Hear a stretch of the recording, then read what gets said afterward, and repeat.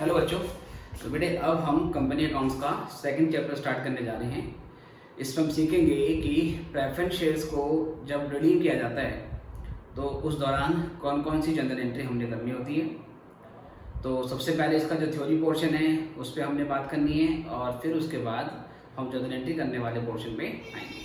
ठीक है, देखिए अब कंपनी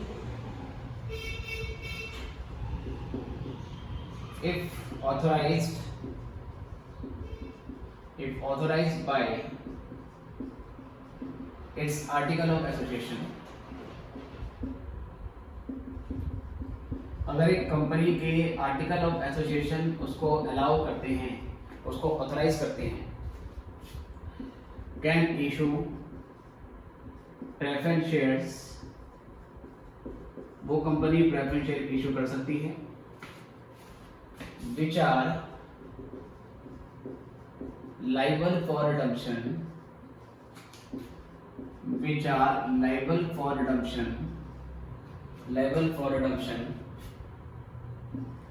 within 20 years। ठीक है, या बोल सकते हैं नॉट एक्सीडिंग 20 years। अगर कोई भी कंपनी प्रेफरेंस शेयर इशू कर रही है बच्चों, तो प्रेफरेंस शेयर्स का आपको 20 साल के अंदर रिडम्पशन करना होता है। लेकिन एक सिचुएशन में प्रेफरेंस शेयर की लाइफ 20 साल ना होकर 30 साल भी हो सकती है। ठीक है, for a company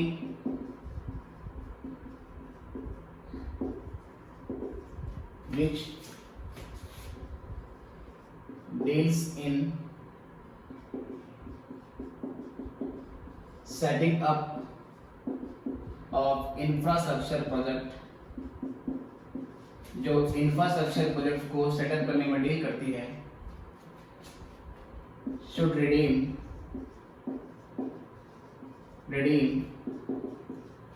its preference shares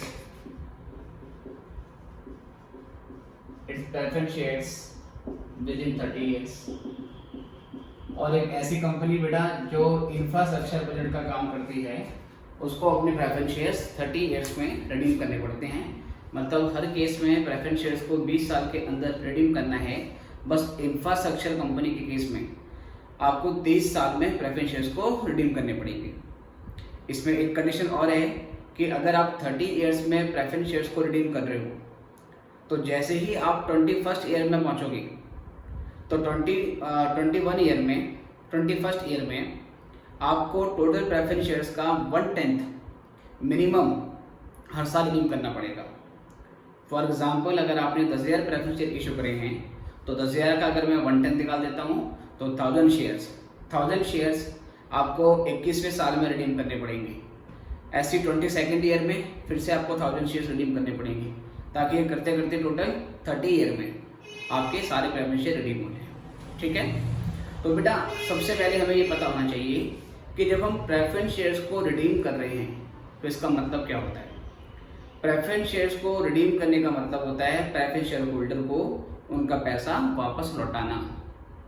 company ने प्रेफरेंस शेयर इशू करे, पब्लिक को बोला कि आप हमारी कंपनी के प्रेफरेंस शेयर क्या कर लो, प्रेफरेंस शेयर परचेज कर लो, हम आप इसको ऊपर क्या देंगे, एक फिक्स रेट से डिविडेंड देंगे।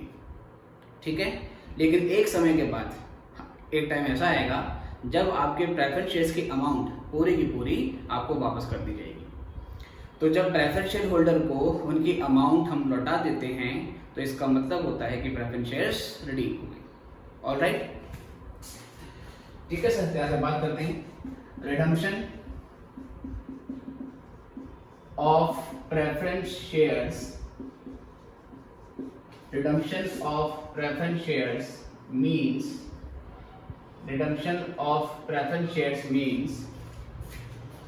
repayment of preference share capital to preference shareholder। जो प्रेफरेंस शेयर होल्डर होते हैं हम उन पर कैपिटल को, कंपनी उस पर कैपिटल को वापस कर देती है। ठीक है बेटे, इसके लिए बेटा जो सेक्शन है वो सेक्शन 55 है। सेक्शन 55 है of company act 2013। Company act 2013 में ये आपका बेसिकली सेक्शन 55 है। इसके अलावा एक रूल 10 है और रूल 10 में ये बातें बताई गई है कि प्रेफरेंस शेयर की लाइफ 30 ईयर हो सकती है in case of infrastructure project. Okay, और सोचना बात करते हैं अब conditions for redemption of preference shares कौन कौन सी है। Conditions for redemption of preference shares, preference shares को रिडीम करने के लिए क्या शर्तें हैं बेटा। Conditions for redemption of preference shares, जो कि अगेन सेक्शन 35 का सेक्शन 55 का पार्ट है। तो पहली बात इसमें कहते हैं only fully paid up preference shares can be redeemed। तो पहली बेटा कंडीशन क्या है कि only fully paid up preference shares can be redeemed. केवल उन्हीं प्रेफरेंस शेयर्स को रिडीम किया जा सकता है जिस पर फुल अमाउंट रिसीव हो गई हो। इसका मतलब अगर किसी प्रेफरेंस शेयर पर कॉल सील एरियर है तो पहले आपको उस कॉल सील एरियर को रिसीव करना पड़ेगा और कॉल सील एरियर को रिसीव करने के बाद फिर आप उसकी पूरी अमाउंट को क्या करोगे सर, रिडीम करोगे।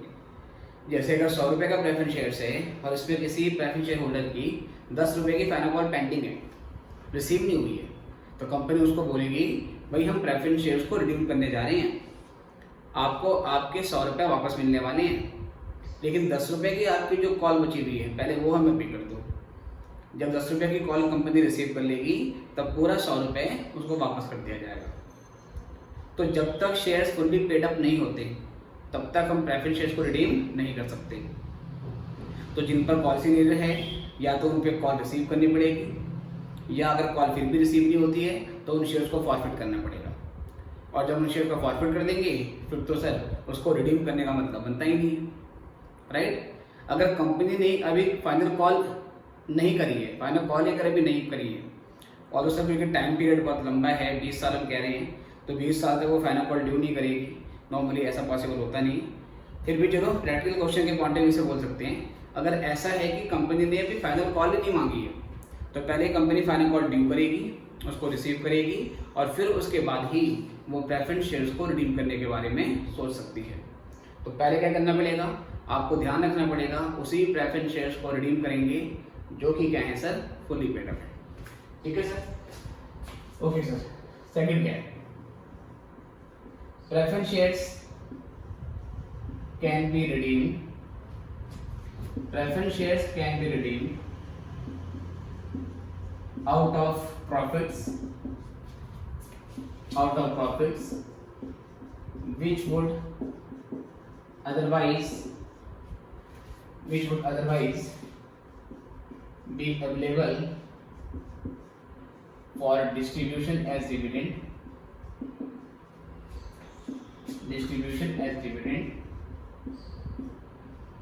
or by fresh issue of shares or cash। अब सर प्रेफरेंस शेयर्स को रिडीम करने के लिए आप रिसोर्स कहाँ से लाओगे, तो सेक्शन 55 कहता है कि प्रेफरेंस शेयर्स को रिडीम करने के लिए या तो आप प्रॉफिट को यूटिलाइज कर सकते हो। कौन से वाले प्रॉफिट, आपको वो प्रॉफिट यूटिलाइज करने हैं जिसका यूज आप डिविडेंड की पेमेंट करने के लिए करते हो। तो वो रिजर्व जिसका यूज डिविडेंड की पेमेंट के लिए किया जा सकता था, आप उस प्रॉफिट को प्रेफरेंस शेयर्स को रिडीम करने के लिए यूटिलाइज कर सकते हो। या आप क्या कर सकते हो सर, फ्रेश शेयर इशू कर सकते हो। फ्रेश शेयर इशू करोगे, वहाँ से कैश आएगा और वहाँ से जो आपको रिसोर्स मिलेगा आप उससे प्रेफरेंस शेयर्स को रिडीम कर सकते हो। तो प्रेफरेंस शेयर्स को रिडीम करने के दो ही सोर्स हो गए, एक तो हो गया आउट ऑफ प्रॉफिट और दूसरा हो गया आउट ऑफ कैपिटल। ठीक है, आउट ऑफ प्रॉफिट का मतलब प्रॉफिट को यूटिलाइज करना है और आउट ऑफ कैपिटल का मतलब क्या हो गया कि आपको फ्रेश शेयर्स इशू करने पड़ेंगे। ठीक है, ओके सर। तीसरी बात, whenever preference shares are redeemed out of profit, an amount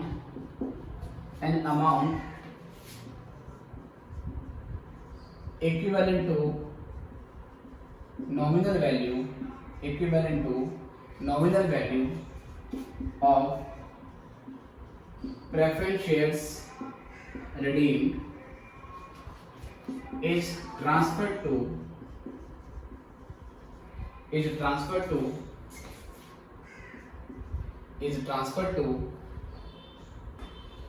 capital redemption reserve account, ठीक है, from profits available for dividend। जब भी हम प्रेफरेंस शेयर्स का रिडम्पशन प्रॉफिट में से करेंगे, आउट ऑफ प्रॉफिट करेंगे, तो आपको प्रॉफिट में से अमाउंट निकालनी पड़ेगी और वो अमाउंट एक नए अकाउंट में डालनी पड़ेगी, जिसका नाम क्या होगा बेटा? कैपिटल रिडम्पशन रिजर्व अकाउंट होगा। जैसे अगर 5 लाख रुपए के प्रेफरेंस शेयर्स हैं और आप उसे 5 लाख रुपए के प्रेफरेंस शेयर्स को प्रॉफिट से रिडीम करना चाहते हो, तो 5 लाख का प्रॉफिट निकालोगे और CRR अकाउंट में ट्रांसफर करोगे, ठीक है सर। कौन सा account? Capital redemption reserve account, जिसको शॉर्ट में हम CRR अकाउंट बोल रहे हैं। ये काम आपको करना पड़ेगा सर। ये क्यों कराना पड़ता है, इसके पीछे लॉजिक है, जब हम प्रैक्टिकल क्वेश्चन करेंगे तब इसके बारे में बात करेंगे, ठीक है सर। ओके, 4 बेटा, if preference shares are to be redeemed at premium, अगर प्रेफरेंस शेयर्स को आपने प्रीमियम पे रिडीम करना है, then premium on redemption can be written off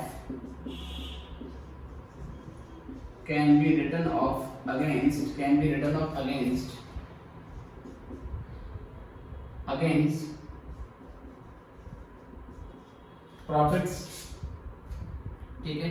इसका मतलब profits of company,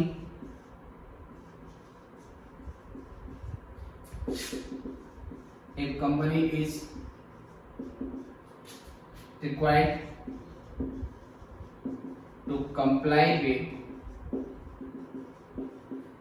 with accounting standards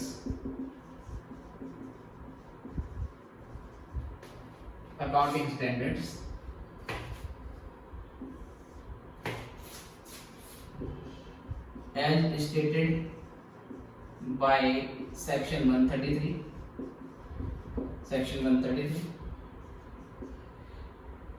दूसरा बेटा, सिक्योरिटीज प्रीमियम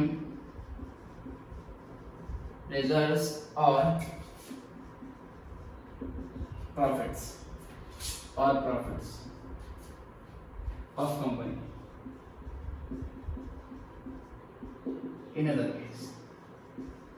ये पॉइंट बेटा बहुत इंपॉर्टेंट है, ये आपको ध्यान में रखना है, क्योंकि कई सारे जो टीचर्स हैं वो अभी भी पुराने ट्रीटमेंट से इस चैप्टर को करवा रही हैं, तो इससे बेटा चेंजेस हैं कुछ, वो चेंजेस आपको ध्यान में रखने हैं। कहता है अगर आपने प्रेफरेंस शेयर्स को प्रीमियम पे रिडीम करना है, तो नॉर्मली हम क्या करते थे पहले कि अगर प्रेफरेंस शेयर्स को रिडीम करना है प्रीमियम पे, तो जो प्रीमियम पे करोगे उसको राइट ऑफ करना होता है।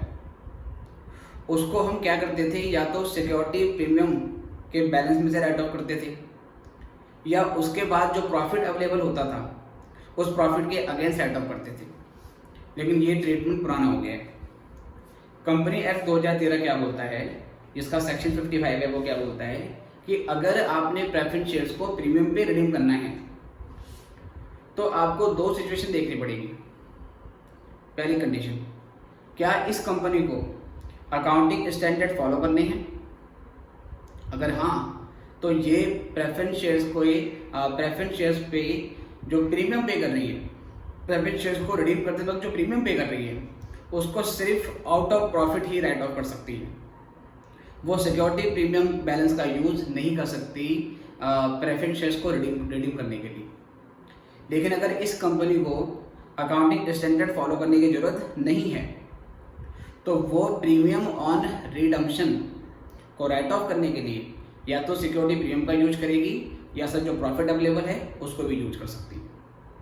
अब बेटा मेजॉरिटी ऑफ कंपनी ने अकाउंटिंग स्टैंडर्ड फॉलो करने ही होते हैं, ठीक है ना। जो अकाउंटिंग स्टैंडर्ड आईसीआई इशू करता है नॉर्मली वो मैंडेटरी इन नेचर होते हैं। तो बहुत ही कम ऐसा केस है कि किसी कंपनी को अकाउंटिंग स्टैंडर्ड फॉलो मतलब करने की छूट दी हो।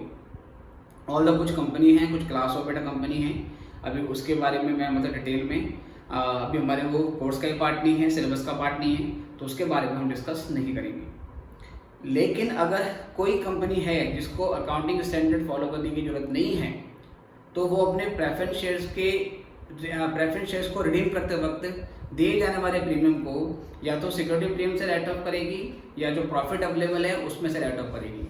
लेकिन हर वो कंपनी जो अकाउंटिंग स्टैंडर्ड फॉलो करेगी उसको अपना रिडम्पशन पे जो प्रीमियम पे करना है उसको सिर्फ और सिर्फ प्रॉफिट के अगेंस्ट ही राइट ऑफ करना पड़ेगा। तो ये ट्रीटमेंट चेंज है। अब तक पुराने लेक्चर में सब में यही बताया गया है कि प्रीमियम ऑन रिडम्पशन को राइट ऑफ करने के लिए सिक्योरिटी प्रीमियम ले लो या प्रॉफिट ले लो, दोनों चलेंगे। लेकिन अब सर ऐसा नहीं है। अगर पेपर में क्वेश्चन साइलेंट होगा सर तो आपको नीचे वर्किंग नोट लिख के आने हैं कि गिवन कंपनी के लिए आप क्या चीज़ एज्यूम कर रहे हो, वो एजम्पशन नोट लिख के आओगे और उसके हिसाब से आपको उसका ट्रीटमेंट देना पड़ेगा। अगर आप ये एजम्पशन ले लेते हो कि कंपनी को प्रेफरेंस शेयर्स, अगर आप ये एज्यूम कर लेते हो कि कंपनी को अकाउंटिंग स्टैंडर्ड फॉलो करने हैं तो सिक्योरिटी प्रीमियम को यूटिलाइज नहीं करेंगे to write off premium on redemption. और अगर आप एज्यूम कर लेते हो कि कंपनी को अकाउंटिंग स्टैंडर्ड फॉलो करने की जरूरत नहीं है तो उस सिचुएशन में आप प्रीमियम को राइट ऑफ करने के लिए या तो सिक्योरिटी प्रीमियम ले लो या प्रॉफिट भी ले सकते हैं, ठीक है। तो ये पॉइंट बहुत इंपॉर्टेंट है, इसको आपने ध्यान में रखना है। ओके सर, इतना पहले नोट कीजिए फिर हम आगे बढ़ते हैं।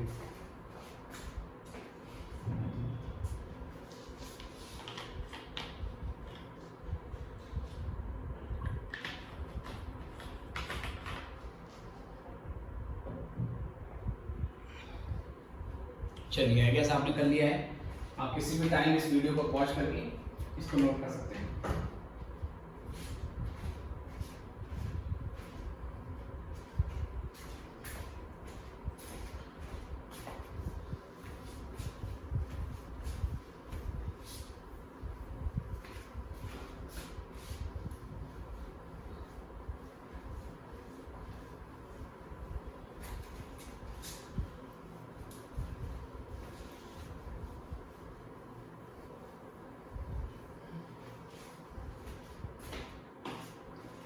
जी बच्चों, अब आता है हमारे पास method of redemption. Method of redemption तो मैंने बताया कि बेटे हम प्रेफरेंस शेयर्स को रिडीम करने के लिए दो ही सोर्स यूज कर सकते हैं, या तो आउट ऑफ प्रॉफिट करेंगे या out of fresh issue of shares करना पड़ेगा, ठीक है सर। तो इसमें पहला होता है आपका बाय प्रोसीड्स ऑफ या by proceeds from fresh issue of shares, या तो फ्रेश शेयर्स आपको इश्यू करने पड़ेंगे। दूसरा बेटा इसके बाद आता है by utilizing profits available for dividend, जो प्रॉफिट आप नॉर्मली डिविडेंड पे करने के लिए यूटिलाइज करते हो सर वो आपने यूज करना है।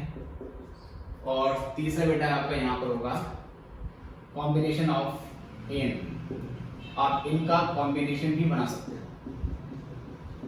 कॉम्बिनेशन ऑफ ईयर का मतलब क्या है, लाइक अगर 5 लाख के प्रेफरेंस शेयर रिडीम करने हैं तो ये भी कर सकते हो कि 3 लाख के तो आपने शेयर इशू कर दिए और बाकी जो 2 लाख है बेटा उसके लिए आपने क्या करा, उसके लिए आपने प्रॉफिट को यूटिलाइज कर लिया, तो कॉम्बिनेशन भी बन सकता है, ठीक है। Okay sir, for redemption of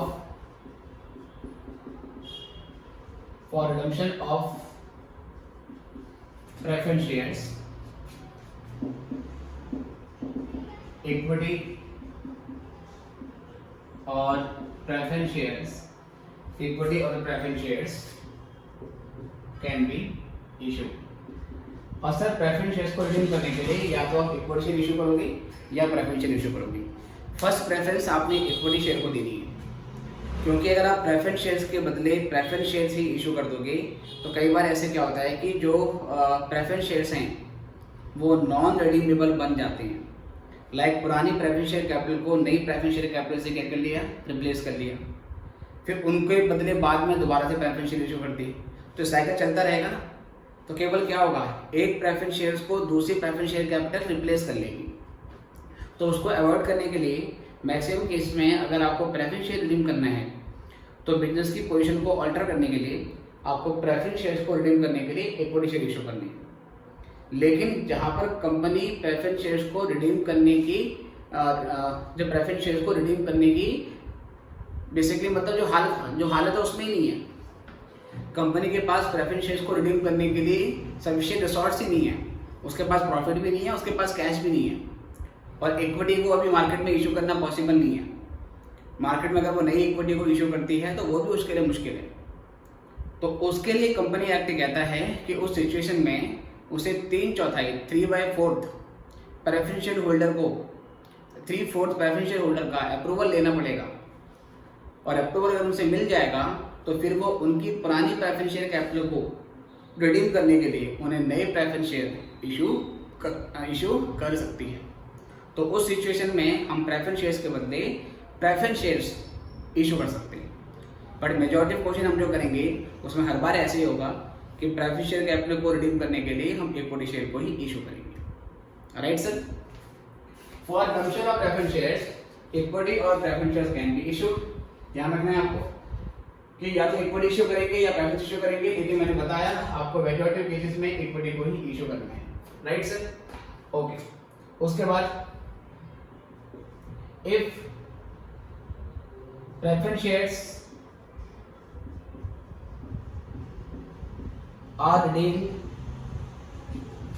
out of profits available for dividend, then capital redemption reserve account has to be created। इसे क्रिएट करना पड़ेगा equivalent to nominal redemption value of preference shares. ठीक है सर। और CRR अकाउंट, इसको मैं short में क्या बोलूंगा, CRR account. CRR account is created by transfer of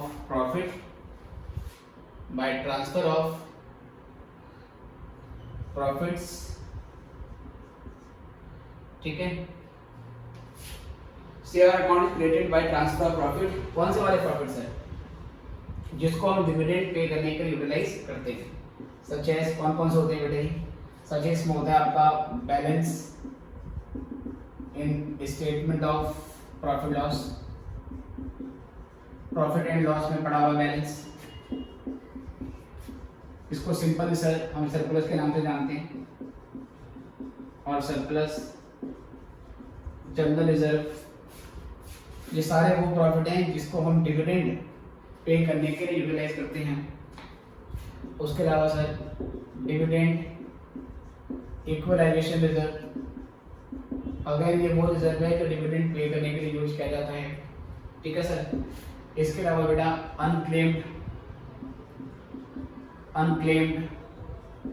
workman compensation reserve, अगर वर्कमैन कंपनसेशन रिजर्व का अनक्लेम्ड बैलेंस पड़ा हुआ है जिसके अगेंस्ट कोई क्लेम नहीं हुआ है, वो भी आपको यहाँ पे लेना है। उसके बाद डेवलपमेंट रिलेट रिजर्व है, बेटा। ठीक है, ये भी एक तरीके का बेटा रिजर्व है, इसको हम जब बोनस इशू ऑफ शेयर्स पढ़ाएंगे तो उसमें इसको हम डिस्कस करेंगे। एक चैप्टर आएगा इशू ऑफ बोनस शेयर। फिलहाल अभी आपको याद रखना है कि इन सबको बोला जाता है फ्री रिजर्व। फ्री रिजर्व का मतलब सर ये ऐसे रिजर्व होते हैं जिसका यूज़ कंपनी डिविडेंड की पेमेंट के लिए कर सकती है। ठीक है सर, हर वो रिजर्व जिसका कोई अनरेस्ट्रिक्टेड यूज़ होता है, जिसके यूज़ पर किसी तरीके की रेस्ट्रिक्शन नहीं होती, उसको बोलते हैं फ्री रिजर्व। अब जैसे सिक्योरिटी प्रीमियम है, उसको हम फ्री रिजर्व नहीं बोल सकते, क्योंकि सिक्योरिटी प्रीमियम का यूज़ केवल कुछ स्पेसिफिक पर्पज़ के लिए कर सकते हैं। जैसे fully paid up bonus share को इशू करने के लिए कर सकते हैं, अंडर राइटिंग कमीशन को राइट ऑफ करने के लिए कर सकते हैं, इक्विटी शेयर को बायबैक करते हैं, उसको जो प्रीमियम पे करते हैं उसको राइट ऑफ के लिए कर सकते हैं। तो कुछ 3-4 ही स्पेसिफिक यूजेस हैं सिक्योरिटी प्रीमियम की, जो कि आपको मैंने इशू ऑफ शेयर्स वाले चैप्टर में पढ़ाए थे। उसके अलावा और कहीं हम सिक्योरिटी प्रीमियम का अमाउंट यूटिलाइज नहीं कर सकते, इसलिए सिक्योरिटी प्रीमियम को फ्री रिजर्व नहीं बोला जाएगा। फ्री रिजर्व वही रिजर्व होंगे जिसके यूज़ पर कंपनी एक्ट किसी तरह की कोई रेस्ट्रिक्शन नहीं लगाता है। तो यही उनमें से कुछ है। ठीक है बेटा, ये स्मार्ट है, एक्सेप्ट कर बेटा। नॉर्मली पेपर में आपको ये दिए होंगे। ठीक है, विच वुड, ये कौन से हैं? Which would otherwise be available, which would otherwise be available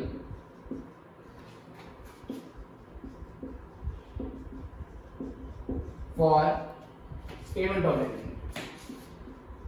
ठीक है सर, जिसको हम डिविडेंड की पेमेंट करेंगे करके। अब क्वेश्चन ये उठता है बेटा कि ये कंडीशन बनाई क्यों गई, इसका लॉजिक हमें समझना है।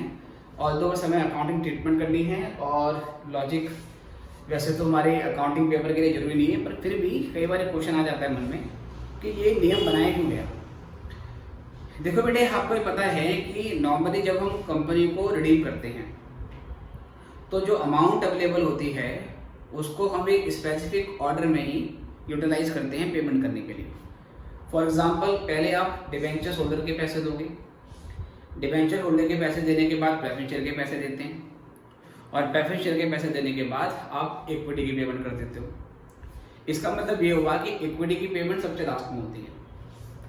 अब मान लो कंपनी प्रेफरेंस शेयर्स को रिडीम करने जा रही है, लेकिन प्रेफरेंस शेयर्स को रिडीम करने से पहले कंपनी क्या करती है, इक्विटी वालों को डिविडेंड दे देती है। उसके बाद में क्लेम करती है कि हमारे पास प्रेफरेंस शेयर होल्डर को पेमेंट करने के लिए, हमारे पास डिबेंचर होल्डर को मतलब डिबेंचर होल्डर को पेमेंट करने के लिए पैसा नहीं है। तो ये तो गलत हो गया।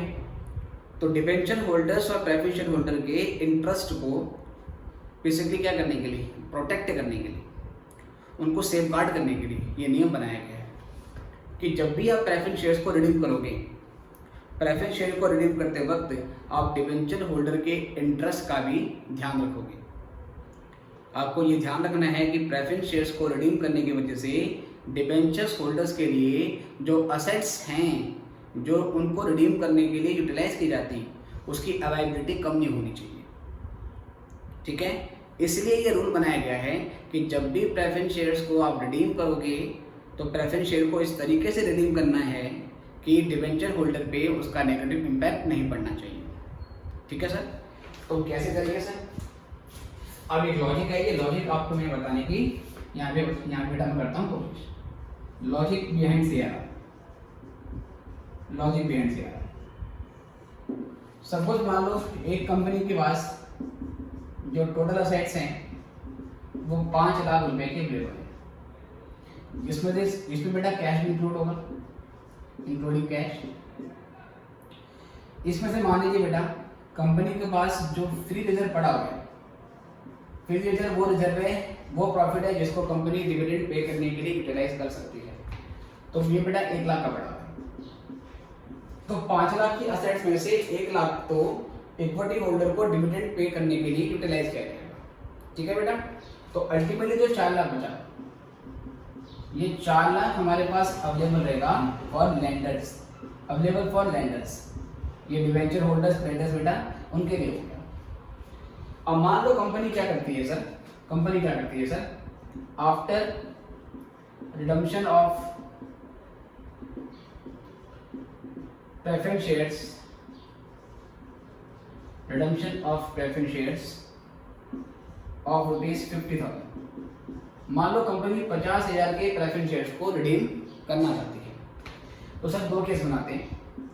पहला है जब CRR को क्रेडिट नहीं करते हैं, CRR नॉट क्रेडिट, और दूसरी कंडीशन है CRR इज क्रेडिट, जब क्या करेंगे बेटा CRR को हम क्रेडिट करेंगे। ठीक है सर। अगर हम CRR को क्रेडिट नहीं करते हैं तो मान लो हमने 50,000 के प्रेफरेंस शेयर क्या कर दिए सर, रिडीम कर दिए। रिडीम करेंगे तो कैश देंगे, तो हमारे पास से 50,000 का कैश चला जाएगा, हमारी जो टोटल असेट्स है वो 50,000 से घट जाएगी। तो पहले अगर हमारे पास 5 लाख की थी, अब 4.5 लाख की पड़ी रहेगी। CRR हमने नहीं बनाया, इसका मतलब हमने इस अमाउंट को नहीं छेड़ा। अगर ये नहीं छेड़ा तो ये 1 लाख ही पड़ा रहेगा। तो सर जो लैंडर्स हैं उनके लिए यहाँ पर जो अमाउंट बचेगी वो 3.5 लाख बचेगी। तो पहले लैंडर्स के लिए जो सिक्योरिटी अवेलेबल थी, जो असेट्स अवेलेबल थी, वो 4 लाख की अवेलेबल थी। लेकिन जैसे हमने प्रेफरेंस शेयर को रिडीम किया, हमने CRR नहीं बनाया, तो हमारे जो टोटल असेट्स हैं वो 50,000 से कम हो गई, क्योंकि कैश चला गया। प्रॉफिट हमने क्या नहीं करा सर, यूज़ नहीं करा, मतलब हमने CRR अकाउंट क्रिएट नहीं करा, क्योंकि जब CRR बनाते तो प्रॉफिट में से अमाउंट निकाल के CRR में ट्रांसफर करते, पर हमने किया ही नहीं। तो अब क्या है कि लैंडर्स के लिए 3.5 लाख रुपये बच रहे हैं, तो उनकी प्रोटेक्शन कम हो गई है। हम चाहते हैं कि प्रेफरेंस शेयर्स को रिडीम करने की वजह से इनका इंटरेस्ट पर किसी तरीके का कोई फर्क नहीं पड़ना चाहिए। तो क्या किया जाएगा, अगर हम सपोज मान लीजिए CRR क्रिएट करते हैं, 50,000 का जब हम रिडम्पशन करेंगे तो कैश चला जाएगा, तो यहाँ से 4.5 लाख हो गया। ठीक है। लेकिन जैसे ही मैंने 50,000 के प्रेफरेंस शेयर रिडीम करे, मैं यहाँ से 50,000 का प्रॉफिट निकाल के CRR में डाल दूंगा। जब उसको CRR में डालेंगे बेटा तो 1 लाख में से 50 घट जाएगा, क्योंकि मैं इसमें से अमाउंट ट्रांसफर कर रहा हूँ CRR में, ये बचेगा 50,000। तो अल्टीमेटली बेटे यहाँ कितनी अमाउंट बचेगी, 4 लाख।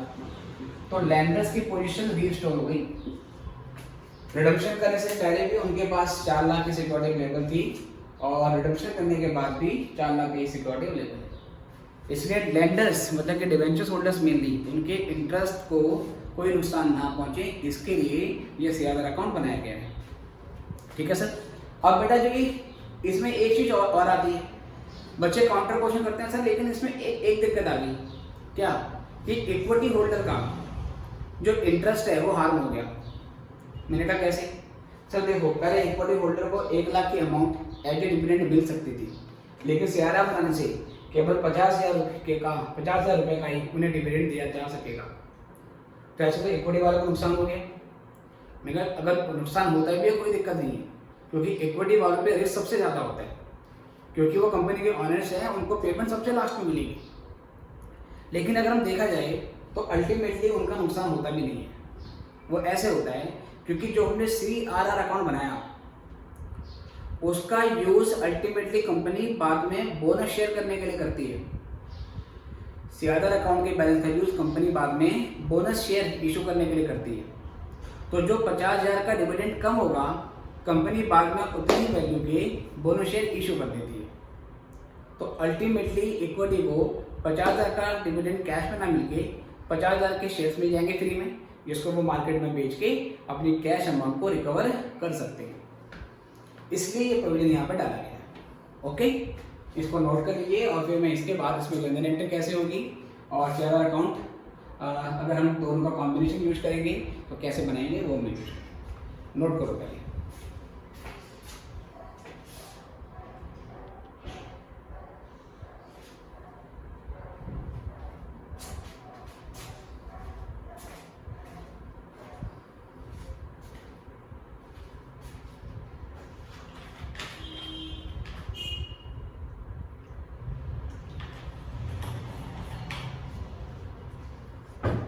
चलो बच्चों, आई गेस से आपका हो गया है, तो यहाँ से आगे बढ़ेंगे।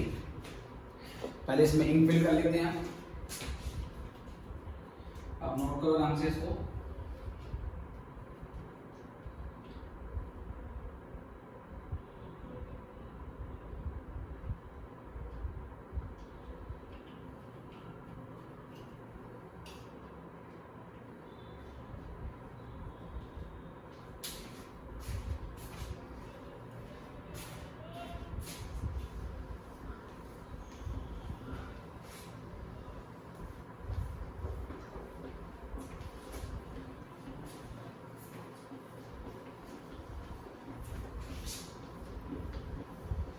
जी बच्चों देखिए, तो let us proceed further.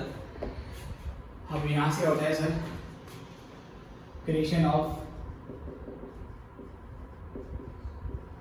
CRR account, ठीक है। तो अमाउंट ट्रांसफर टू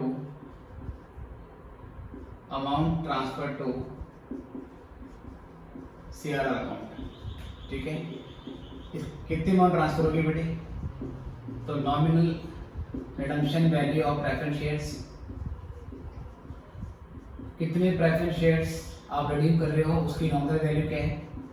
चाहे आप प्रेफरेंस शेयर्स को प्रीमियम पे क्यों ना रिडीम कर रहे हो, लेकिन यहाँ पर आपको केवल प्रेफरेंस शेयर्स की जो नॉमिनल वैल्यू है वो देखनी है। इसका ये मतलब है अगर 100 रुपये का प्रेफरेंस शेयर्स आप 105 में रिडीम कर रहे हो तो यहाँ तो 100 रुपये की ही वैल्यू दिखानी है।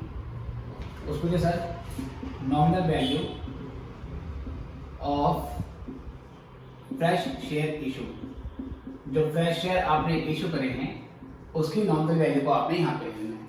मतलब जो फ्रेश इक्विटी शेयर आप इशू करोगे उसको आप प्रीमियम पे भी इशू कर सकते हो, लेकिन यहाँ पर हमने केवल क्या लेनी है, नॉमिनल वैल्यू लेनी है। प्रीमियम की वैल्यू क्यों नहीं देते हैं? क्योंकि अगेन सिक्योरिटी प्रीमियम की बैलेंस का अमाउंट हम प्रेफरेंस शेयर्स को रिडीम करने के लिए नहीं कर सकते, ठीक है सर। उसके बारे में जो कंपनी एक्ट है वो मना करता है। ओके सर, ये अमाउंट आपको यूज करनी है, ये फॉर्मूला आपको यूज करना है। क्वेश्चन में कहते हैं a company has 6%, ऐसा बोलेगा company has 1006% preference shares of ₹100 each due for redemption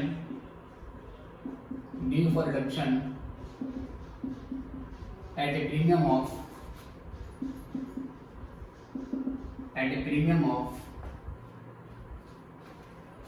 10%, ठीक है। Okay sir, show amount of capital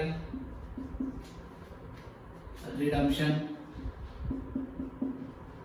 reserve account required in each case. पहले ये बताना है कि हर केस में सर, ठीक है बेटा, हर केस में आपको कितना CRR बनाना पड़ेगा। केस वन है इसका, if preference shares are redeemed by issue of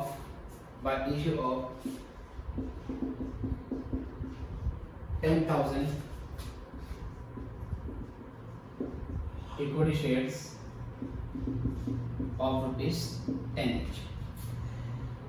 दूसरा केस है, if preference shares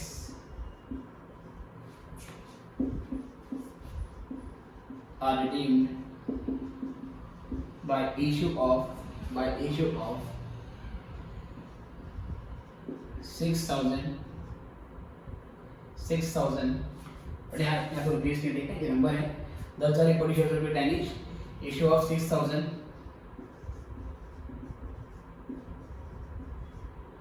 equity shares of ₹10 each at a premium of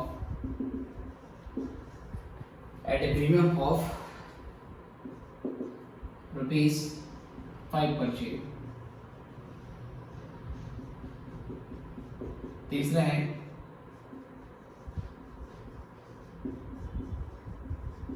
if preference shares are redeemed by issue of 6,000 equity shares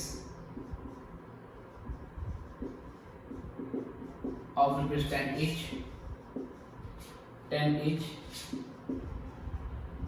and issue of 10% debentures of ₹40,000। ठीक है sir, ये तीन case हैं। आपको ये बताना है कि हर केस में जो CRR का अमाउंट है वो कितना कितना बनेगा। आप पहले आराम से इसको नोट कर लें, फिर मैं इसको सॉल्व कराता हूँ। लिखो आराम से।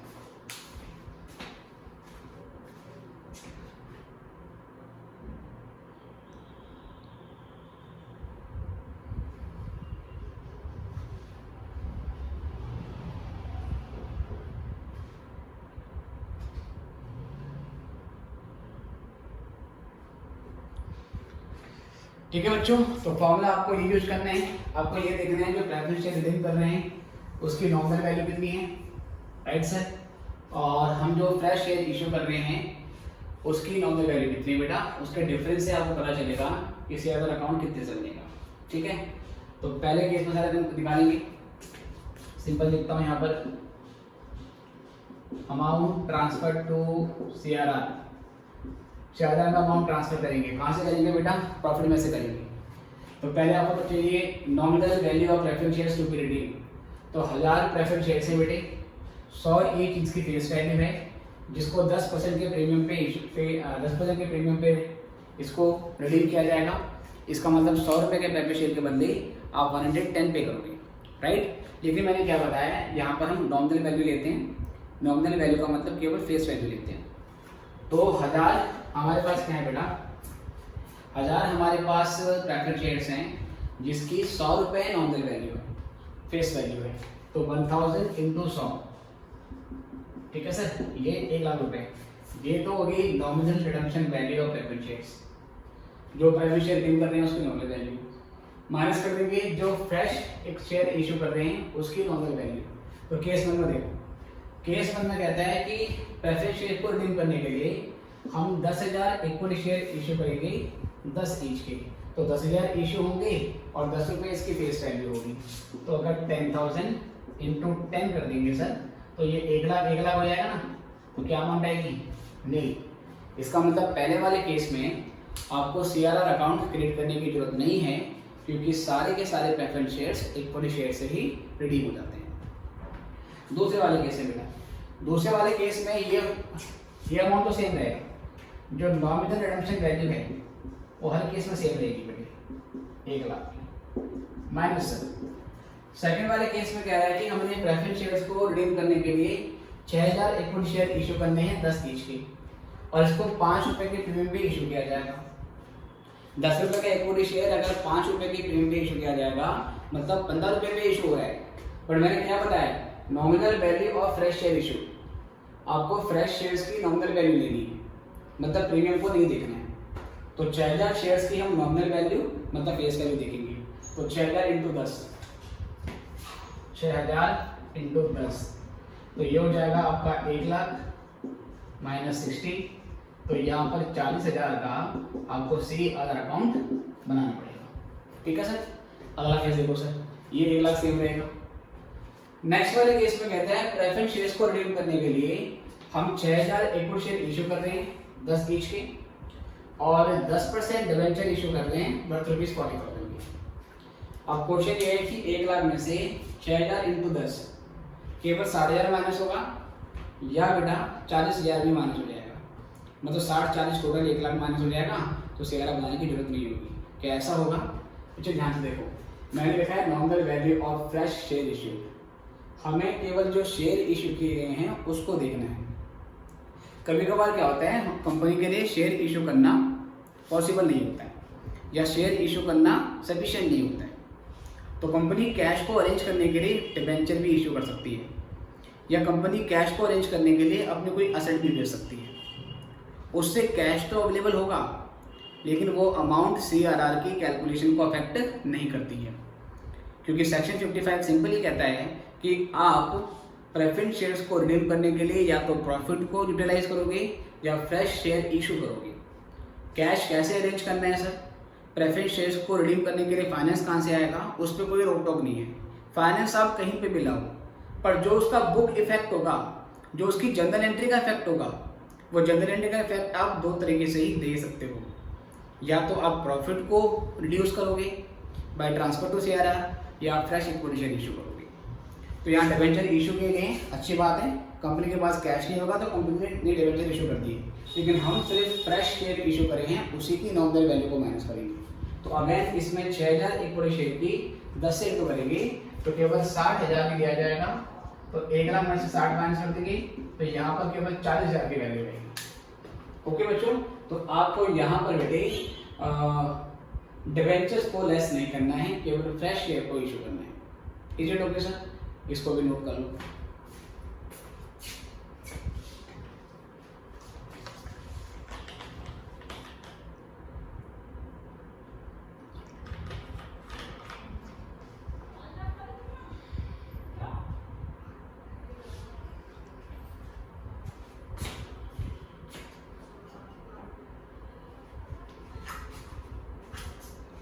ओके बच्चों, आई गेस ये भी आपने कर लिया है। तो अब यहाँ से हम आगे देखिए।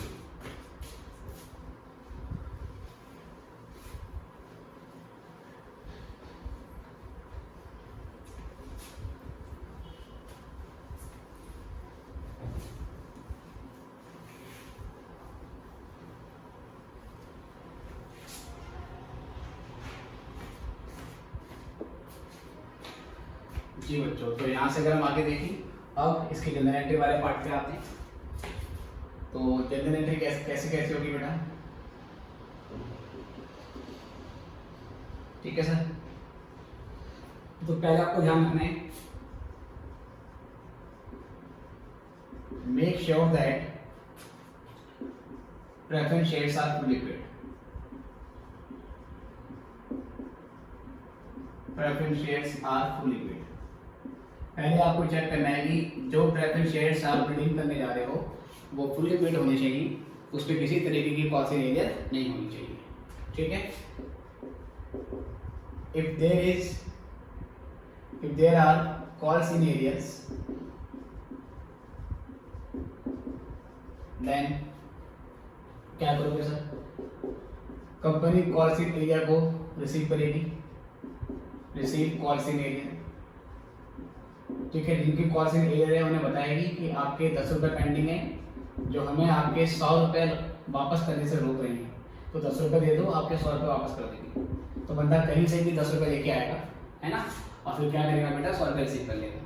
तो bank account debit to calls in arrear, bank account debit to calls in arrear, या टू रेलेवेंट या अलॉटमेंट या कॉल, जो भी पेंडिंग होगा उसका नाम लिखेंगे। डिपेंडिंग ऑन कि जब कॉल इन एरियर हुआ था तो क्या हमने call in arrear account debit किया था, अगर हाँ तो वही क्रेडिट होगा।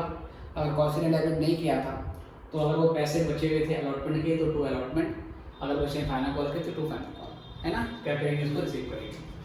और क्या सर, अगर ये नहीं होता तो forfeit them, forfeit shares if calls in area not received. अगर कॉल्स इन एरिया नहीं मिले तो सर उसे फॉरफिट कर देंगे। फॉरफिट करने की एंट्री होगी सेम जो हमने इक्विटी शेयर में करी थी, preference share capital account debit to calls in arrear या अलॉटमेंट और कॉल जो भी है सर, जो अमाउंट आपको नहीं मिली है अनपेड अमाउंट, और जो बैलेंस मिल चुका है बेटा वो शेयर फॉरफिचर में चला जाएगा।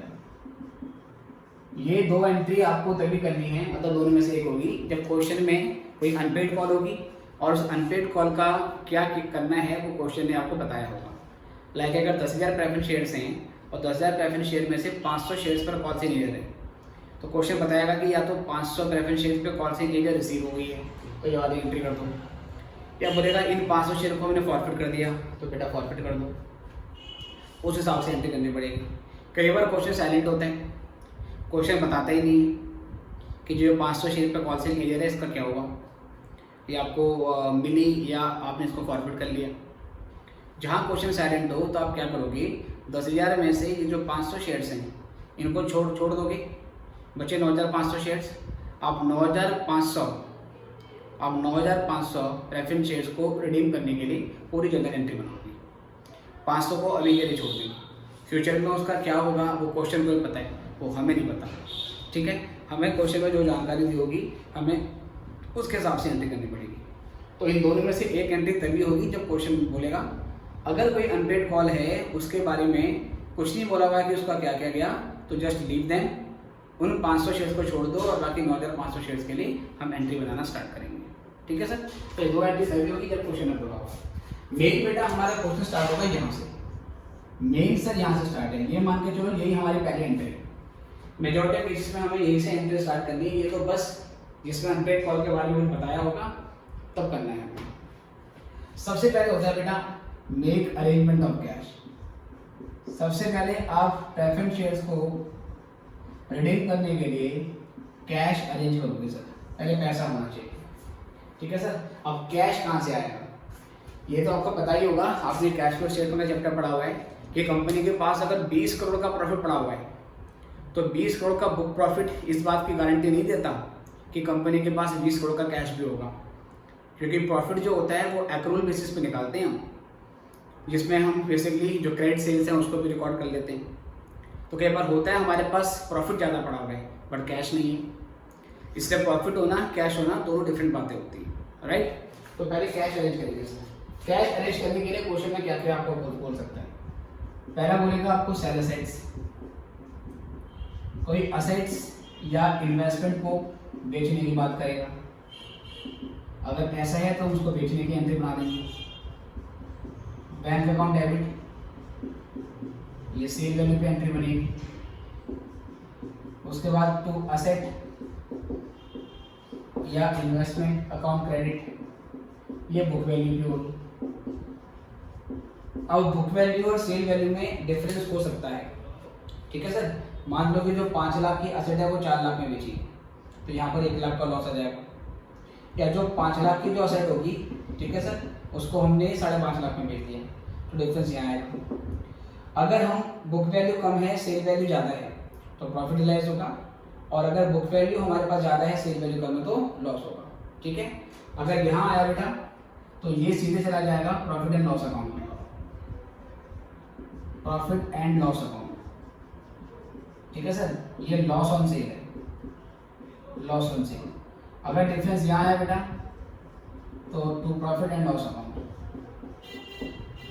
ठीक है सर, ये बेटा क्या हमारा प्रॉफिट ऑन सेल है।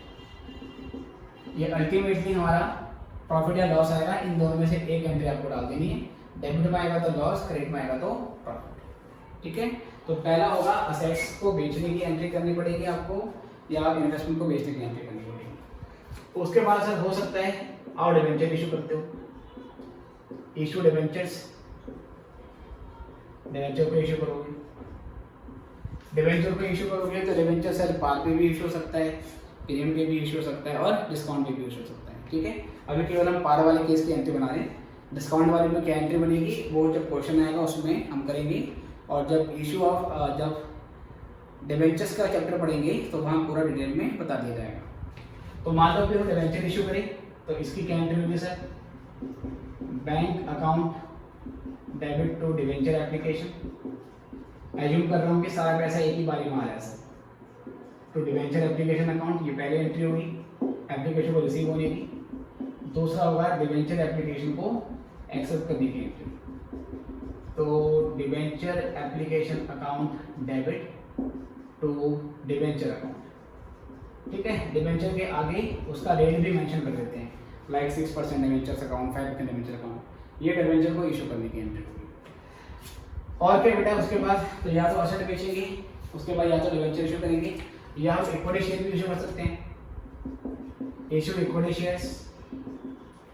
इक्विटी शेयर इशू करेंगे तो कैश भी आएगा, और इक्विटी शेयर इशू करने से जो सीआरआर में अमाउंट ट्रांसफर होगी वो भी रिड्यूस होती है ना, ये वाली अमाउंट कैश भी लाएगी और ये सीआरआर की अमाउंट को रिड्यूस करेगी। लेकिन ये दो अमाउंट ए और बी वाली अमाउंट कैश तो लाती है लेकिन ये सीआरआर की कैलकुलेशन को अफेक्ट नहीं करती है, ये आपको ध्यान रखना है। इसकी भी सेम एंट्री होगी जब एप्लीकेशन रिसीव होगी। मान लें कि सारी एंट्री एक ही बारी हो रही है, bank account debit to debenture नहीं तो शेयर एप्लीकेशन अकाउंट, जब हमने इक्विटी इशू की है तो इक्विटी शेयर एप्लीकेशन अकाउंट, और ये सारा पैसा एक ही बारी में आ गया है सर, कोई अलॉटमेंट नहीं है, कोई कॉल नहीं है। 10 रुपये का शेयर था, 10 रुपये एक ही बारी में आपको रिसीव करने हैं। और फिर equity share application account debit to equity share capital. Right बच्चों, ये कर लिया हमने। उसके बाद क्या करेंगे बेटा, ये हमारी पहली एंट्री होगी। तो ये हमारी फर्स्ट एंट्री से मान लीजिए बेटी, फिर आप तो नंबर के हिसाब से एंट्री नंबर 3 है। ओके, लेकिन मेजॉरिटी केसेस में क्वेश्चन इनसे स्टार्ट होगा। तो ये हमने कैश का जुगाड़ कर लिया। कैश का जुगाड़ करने के बाद अब क्या करेंगे बेटा, अब हम जो प्रेफरेंस शेयर्स को रिडीम करना है उसकी प्रोसेस स्टार्ट कर देंगे। तो सबसे पहले प्रेफरेंस शेयर्स को अब ड्यू किया जाएगा रिडम्पशन करने के लिए। तीसरी entry sir, make redemption due, make redemption due. अब करेंगे सर प्रेफरेंस शेयर्स का रिडम्पशन ड्यू। तो उसकी एंट्री होगी preference share capital account debit. यहाँ पर प्रेफरेंस शेयर की आ जाएगी नॉमिनल वैल्यू। ये अकाउंट सिर्फ और सिर्फ नॉमिनल वैल्यू से आएगा। अगर इस पर कोई प्रीमियम पे करना है तो premium on redemption account debit से ये भी डेबिट हो जाएगा। इसमें नॉमिनल वैल्यू देनी है, इतना प्रीमियम देना है, तो टोटल मिला के to preference share holders account आ जाएगा। ठीक है सर, ये हमने ड्यू कर दिया। उसके बाद क्या करेंगे बेटे, ड्यू करने के बाद कैश हमारे पास अवेलेबल है, पेमेंट कर दो। Make payment sir, make payment. अगर पेमेंट करेंगे तो पेमेंट करने की एंट्री होगी preference share holders account debit to bank account sir. ये हमने पेमेंट की एंट्री कर दी। राइट सर, उसके बाद क्या होगा बेटा, और एंट्री बची कुछ यहाँ कर लेते हैं। 5 क्रिएट सीआरआर। अगर हमने प्रेफरेंस शेयर्स को रिडीम करने के लिए प्रॉफिट को यूटिलाइज किया था तो आपको सीआरआर भी क्रिएट करना पड़ेगा। अब सीआरआर क्रिएट करने की एंट्री या तो थर्ड एंट्री से पहले कर लो, मतलब कि जो आप रिडम्पशन कर रहे हैं, जो आप ड्यू कर रहे हो उससे पहले बना लो सीआरआर, या बेटा क्वेश्चन के एंड में भी कर सकते हो। क्योंकि अल्टीमेटली होता क्या है कि ये सारी एंट्री में डेट तो मेंशन नहीं होती, तो ये मानते हैं सारी एंट्री एक ही दिन में हो रही है। तो आप ये सीआरआर की एंट्री थर्ड एंट्री से पहले भी कर सकते हो, उसके बाद भी इसमें कर सकते हो। यह सीआरआर क्रिएट करने से पहले एक काम और करना पड़ेगा आपको सर। सीआरआर क्रिएट करने से पहले आप क्या करोगे सर, और तो आप सीआरआर भी पहले मतलब क्रिएट करना चाहो तो कर सकते हो। पहले मैं इसको राइट ऑफ कर देता हूँ, right off premium on redemption. जो सर आपने प्रीमियम पे करा है रिडम्पशन पर, इसको राइट ऑफ करना पड़ेगा। इसको डेबिट किया था, राइट ऑफ करने के लिए क्या करना पड़ेगा, तो प्रीमियम ऑन रिडम्पशन अकाउंट। ठीक है sir, premium on redemption account कहाँ से यूज करेंगे, अगर कंपनी को अकाउंटिंग स्टैंडर्ड फॉलो करने हैं, कंप्लाई करने हैं एज पर सेक्शन 133, तो वो उस प्रीमियम को राइट ऑफ करने के लिए सिक्योरिटी प्रीमियम का यूज नहीं कर सकती। और अगर कंपनी को अकाउंटिंग स्टैंडर्ड फॉलो करने की जरूरत नहीं है तो सिचुएशन में क्या करना पड़ेगा सर, वो चाहे तो सिक्योरिटी प्रीमियम के बैलेंस को यूज कर सकती है। तो मैं यहाँ पर पहले लिख रहा हूँ सिक्योरिटीज प्रीमियम रिजर्व अकाउंट। ध्यान रहे ये केवल उसी कंपनी के लिए अलाउड है जिसको अकाउंटिंग स्टैंडर्ड फॉलो करने की जरूरत नहीं है। ठीक है सर, अगर परमिशन है क्योंकि वो अकाउंटिंग स्टैंडर्ड फॉलो नहीं करती है तो पहले इसी को यूज करना है। उसके बाद सर जो भी फ्री रिजर्व अवेलेबल था, चाहे वो जनरल रिजर्व हो, चाहे वो प्रॉफिट लॉस अकाउंट का बैलेंस हो, चाहे वो अनग्रेड पोर्शन हो वर्कमैन कंपनसेशन रिजर्व का, कोई भी यहाँ पे यूज कर सकते हैं। तो मैं यहाँ पे लिख रहा हूँ sir free reserve account debit. It can be profit loss account, it can be general reserve, it can be ungraded portion of workman compensation reserve, और it can be dividend equalisation reserve, और it can be development dividend reserve. कुछ भी debit कर सकते हो, लेकिन security premium किस case में यूज करने हैं ये आपको ध्यान रखना है, ये मैंने बता दिया। जहाँ क्वेश्चन साइलेंट होगा, क्वेश्चन में बताया नहीं होगा कि कंपनी अकाउंटिंग स्टैंडर्ड फॉलो करती है या नहीं करती है, आप उसके हिसाब से एजम्पशन नोट डाल के आओगे, फिर ट्रीटमेंट करोगे। ठीक है, एक काम और रह गया सर, एक काम है आपका सीआरआर क्रिएट करने का। तो इसके बाद बेटा एक काम और करना है, वो मैं यहाँ पर देता हूँ चलो एंट्री, ताकि मुझे ये सारा बताना पड़े। फाइनली एंड में करेंगे पॉइंट नंबर 6 क्रिएट सीआरआर। आप सीआरआर बनाएंगे और शेयर के लिए जो भी फ्री रिजर्व आपके पास अवेलेबल है आप उसको डेबिट कर देंगे। ध्यान रहे आपको इस तरीके से एंट्री नहीं बनानी कि आपने लिखा फ्री रिजर्व, नहीं, आप लिखोगे कि we are using suppose general reserve, तो लिखोगे जनरल रिजर्व अकाउंट डेबिट, और हम लिखेंगे प्रॉफिट लॉस अकाउंट डेबिट या dividend equalisation reserve account debit. जो भी फ्री रिजर्व आप सीआरआर बनाने के लिए यूज कर रहे हो उसका इंडिविजुअली नेम यहाँ पे लिखना पड़ेगा, टू सीआरआर, और सीआरआर हमारे यहाँ पर क्रिएट हो गया। ठीक है, तो ये जनरल एंट्री है। एक बार ध्यान से देखेंगे, अगर अनपेड कॉल हो तो अनपेड कॉल पे क्या डिसीजन हुआ है उसके हिसाब से एंट्री करनी पड़ेगी। कैश रेज करना पड़ेगा, असेट बेचोगे, डिबेंचर इशू करोगे या इक्विटी इशू करोगे, रिडम्पशन ड्यू करोगे, उसकी पेमेंट कर दोगे, प्रीमियम को राइट ऑफ करोगे, और अगर रिडम्पशन आउट ऑफ प्रॉफिट हुआ है तो सीआरआर क्रिएट करने की एंट्री बन जाएगी। ठीक है, ओके सर, इसको लिखो और मैं इस पर क्वेश्चन करवाता हूँ।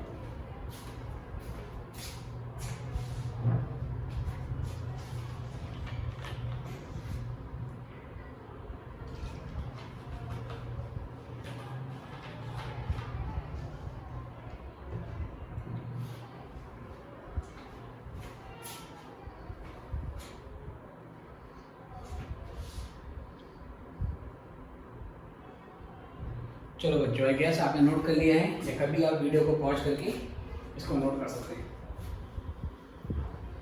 देखिए अच्छे से,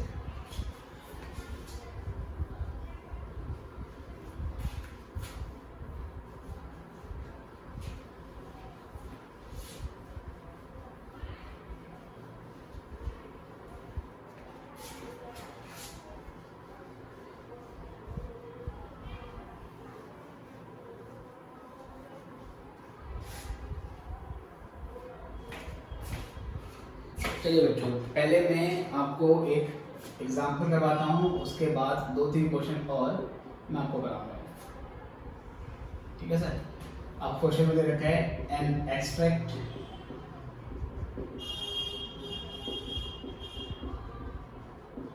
of balance sheet of X limited on 31/3/18,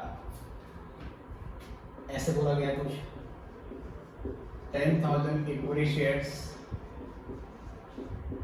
of ₹10 each, तो ये हो गया 1 लाख।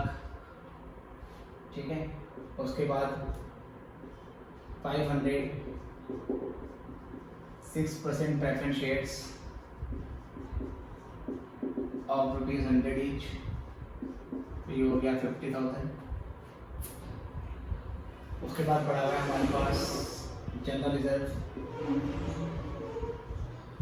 ये है 20,000 का। ठीक है, और उसके बाद credit balance in profit and loss account, credit balance in profit and loss account, ये है आपका 10,000 का। ठीक है सर, उसके बाद फिर यहाँ पर हम लिखते हैं आगे, ये कुछ आपको दिया गया था और नीचे कुछ जानकारी आपको दी गई। It was decided to write off, it was decided to redeem entire, ठीक है, या all preference shares at a premium of 5%। ठीक है सर, डिसाइड किया गया कि हमें 5% के प्रीमियम पे प्रेफरेंस शेयर्स को रिडीम करना है। ठीक है, it was decided to redeem all preference shares at a premium of 5%। Investment costing rupees 30,000 was sold for ₹28,000 to finance redemption। ठीक है सर, इन्वेस्टमेंट थी कुछ, उसको हमने बेचा है। आगे क्वेश्चन में कहता है show general entries in each of the following cases। In each of the following cases, ठीक है, गिवन दैट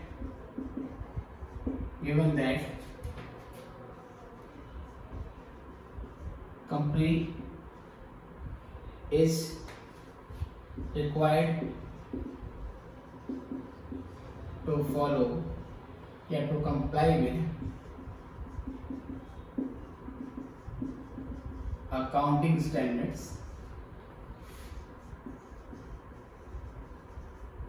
ठीक है, accounting standards in line with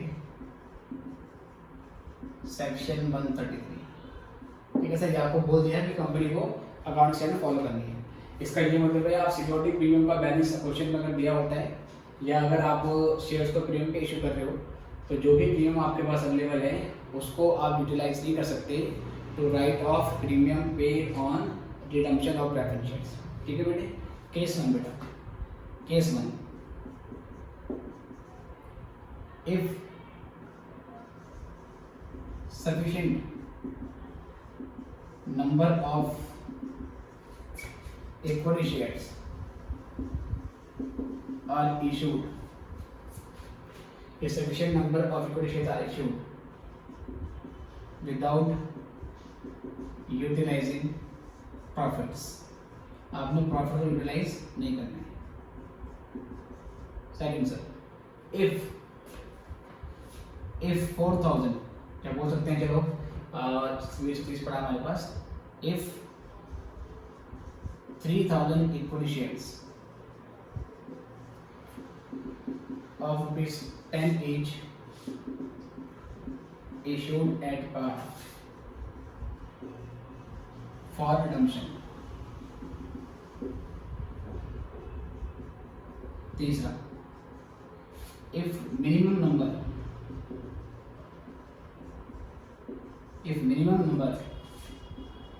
of equity shares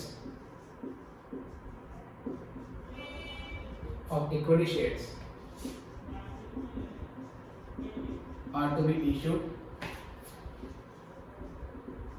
of rupees 10 each at par after utilizing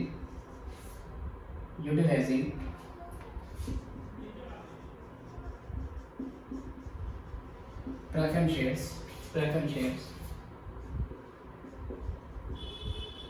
to the maximum extent possible। ठीक है, पहले question लिखिए बेटा, फिर सॉल्व करते हैं इसको।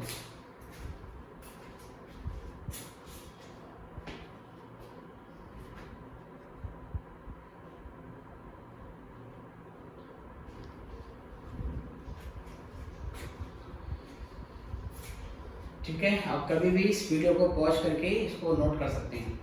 तो बैलेंस शीट में हमारे पास 10,000 इक्विटी शेयर्स हैं, 10 ईच के 1 लाख का अमाउंट हो गया। 506% प्रेफरेंस शेयर्स हैं, 100 ईच के 50,000 हो गया सर। ये जो 6% है ये होता है रेट ऑफ डिविडेंड, इसका भी क्वेश्चन में कोई यूज़ नहीं है। हमारे पास पड़ा हुआ है जनरल रिजर्व 20,000 का और बैलेंस पड़ा हुआ है प्रॉफिट लॉस में 10,000 का, जो कि हमारा कौन सा बैलेंस है, ये क्रेडिट बैलेंस है, मतलब प्रॉफिट है। आगे कहता है कि सभी प्रेफरेंस शेयर्स को 5% के प्रीमियम पे रिडीम करना है। इसका मतलब 50,000 के जो प्रेफरेंस शेयर्स हैं उस पर 5% का प्रीमियम पे करना है। तो 50,000 का अगर आप 5% निकालोगे तो बेटा 2500 रुपये का अमाउंट आएगा।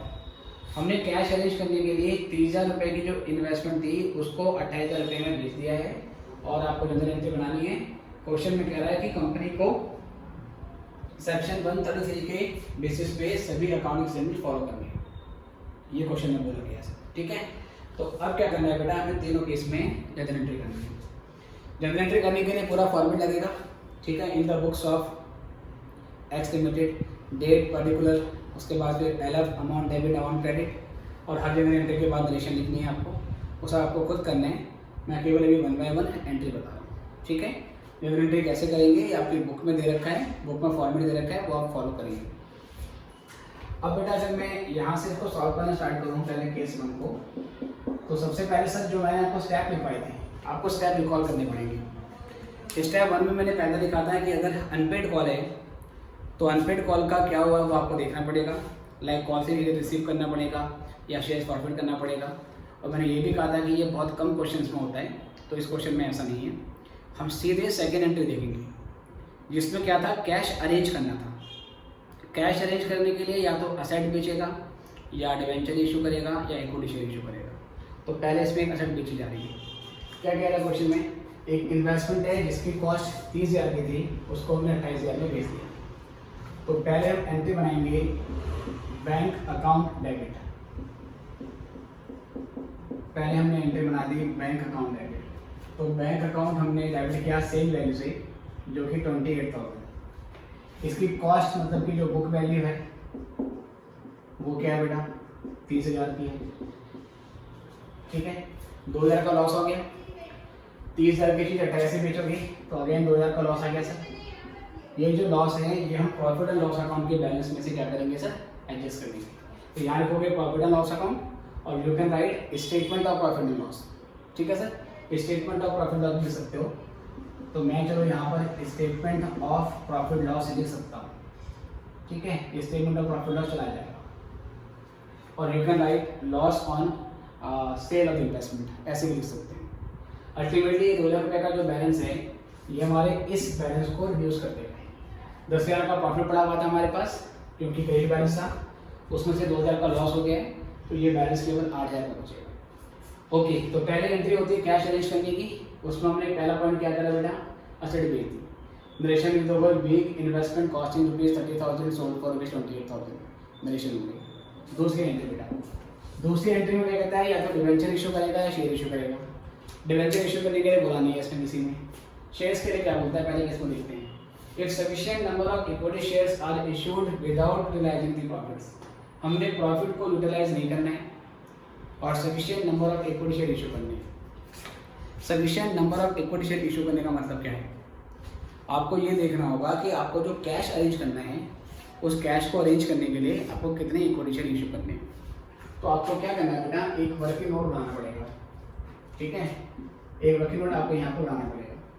वो हम कैसे लिखेंगे सर, नॉमिनल वैल्यू ऑफ, ये सिंपल लिखो, number of equity shares issued. Equity share issue करने के लिए आप क्या लिखोगे, nominal redemption value of preference shares. ठीक है बेटे, यहाँ पर नॉमिनल वैल्यू भी लेनी है, यहाँ पर आपको सर प्रीमियम वाली वैल्यू भी लेनी है, nominal redemption value of preference shares, और यहाँ पे डिवाइड कर देंगे बेटा इसको हम क्या नाम है, nominal value of equity shares, क्योंकि आप रिजर्व को बिल्कुल भी यूटिलाइज नहीं करना है सर। तो जो हमारे प्रेफरेंस शेयर्स हैं उनकी नॉमिनल वैल्यू है 50,000, और एक इक्विटी शेयर हमने इशू करना है बेटा, उसकी नॉमिनल वैल्यू 10 रुपये की होगी। It's sufficient number of equity shares, ठीक है, are issued as without out of profit at ₹10 at par. ठीक है, 10 पर शेयर एट पार। ये समझ देते हैं कि जो शेयर है वो 10 रुपये पे इशू है। वैसे भी कभी भी अगर शेयर का इशू प्राइस ना दे रखा हो, शेयर की फेस वैल्यू ना दी हो, तो शेयर की फेस वैल्यू 10 रुपये आपको मान के चलनी है। नहीं भी दी होती तो हम 10 रुपये मान लेते। तो 50,000 को अगर आप 10 से डिवाइड कर देंगे तो बेटा ये हमारे पास आ जाएगा 5,000। ठीक है, ये 5,000 हमारे पास नंबर ऑफ शेयर्स आ गए। अब शेयर इशू करने की एंट्री बनाएंगे, तो एंट्री होगी bank account debit to equity share application account.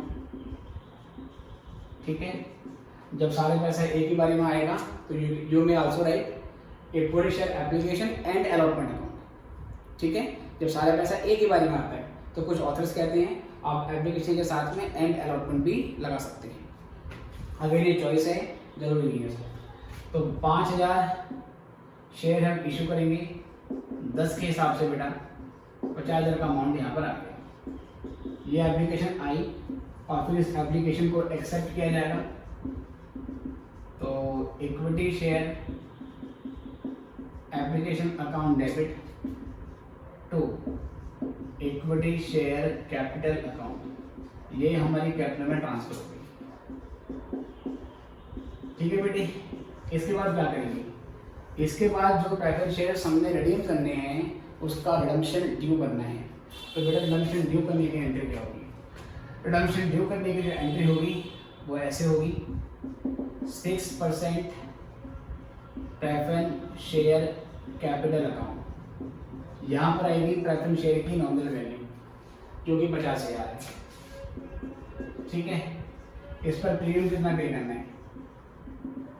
Premium on redemption of preference shares account debit. 50,000 का बेटा 5%, तो ये आएगा 2500। अल्टीमेटली आपने प्रेफरेंस शेयर होल्डर को 50,000 की नॉमिनल वैल्यू और 2500 का प्रीमियम पे करना है। तो टोटल हो जाएगा to preference share holders account debit 52,500 sir. इसकी मैं डायरेक्शन लिख देता हूँ, main redemption of preference shares due. ये आपने प्रेफरेंस शेयर का रिडम्पशन ड्यू करने की एंट्री बनाई है सर। ड्यू करने के बाद क्या करोगे बेटा? फिर आप पेमेंट कर दोगे, है ना। तो पेमेंट करने की एंट्री होगी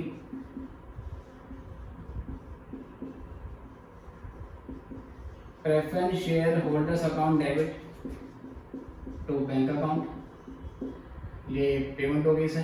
तो 52,500 की अमाउंट हो जाएगी, being payment to preference share holder, being payment to preference share holder. ये हमने प्रेफरेंस शेयर होल्डर्स को पेमेंट कर दी बच्चों। दो एंट्री और होनी बेटा इसके बाद, बताओ कहाँ बनाऊँ, है ना। अगर ये हमारी एंट्री नंबर 1 थी, एंट्री नंबर 1, ये entry number 2, entry number 3, entry number 4, entry number 5, ठीक है बेटे। 5 एंट्री बन गई हमारी। एग्जाम में तो डेट वाला कॉलम आएगा, डेट वाला कॉलम आपको ब्लैंक छोड़ना है, आपको ब्लैंक छोड़ना है। या डेट वाले कॉलम में 1 2 3 4 5 ऐसे नंबर आ सकते हैं। दो एंट्री और होगी, ठीक है बेटा। दो एंट्री कौन कौन सी? एक तो ये जो प्रीमियम पे करेंगे इसको राइट ऑफ करेंगे, और दूसरी एंट्री होगी हमें CRR बनाना पड़ेगा। लेकिन CRR तभी बनाएंगे जब हम प्रॉफिट को यूटिलाइज कर रहे हैं। इस क्वेश्चन में क्योंकि बोला गया है केस 1 में कि प्रॉफिट को यूटिलाइज नहीं करना है, तो CRR नहीं बना। हमने सारे के सारे प्रेफरेंस शेयर्स को नए इक्विटी शेयर इश्यू करके रिडीम कर दिया है। तो केवल एक एंट्री होगी, वो होगी बेटे प्रीमियम को राइट ऑफ करने की। तो उसकी एंट्री क्या होगी? यहाँ कर देता हूँ बेटा मैं, ठीक है। तो यहाँ से एंट्री नंबर 6, ये होगा आपका प्रॉफिट या स्टेटमेंट ऑफ प्रॉफिट बोल सकते हैं। Statement of profit and loss debit to premium on redemption of preference shares, ठीक है सर। तो कितना प्रीमियम था बेटा? 2500 का, 2500 रुपये डेबिट और 2500 रुपये क्रेडिट। तो ये हमने क्या किया बच्चों? ये हमने जो प्रेफरेंस शेयर्स को रिडीम करने वाला प्रीमियम पे किया था उसको राइट ऑफ कर दिया। Is it okay sir? तो ये पहले की इसके जनरल एंट्री है, आराम से ध्यान रखो। एक बार प्रोसीजर आपको याद हो गया फिर तो कोई दिक्कत ही नहीं है। पहले कैश अरेंज करेंगे, कैश अरेंज करने के लिए 3 पॉसिबिलिटी है, असेट बेचो, डिबेंचर इशू करो या इक्विटी इशू करो। तो पहले आपको उसकी एंट्री करनी है, देन रिडम्पशन ड्यू करो, उसकी पेमेंट करो, देन उसके बाद प्रीमियम को राइट ऑफ करो, और फाइनली एंड में क्या करेंगे सर? हम कैपिटल रिडम्पशन रिजर्व अकाउंट बना देंगे, ठीक है। नोट करो।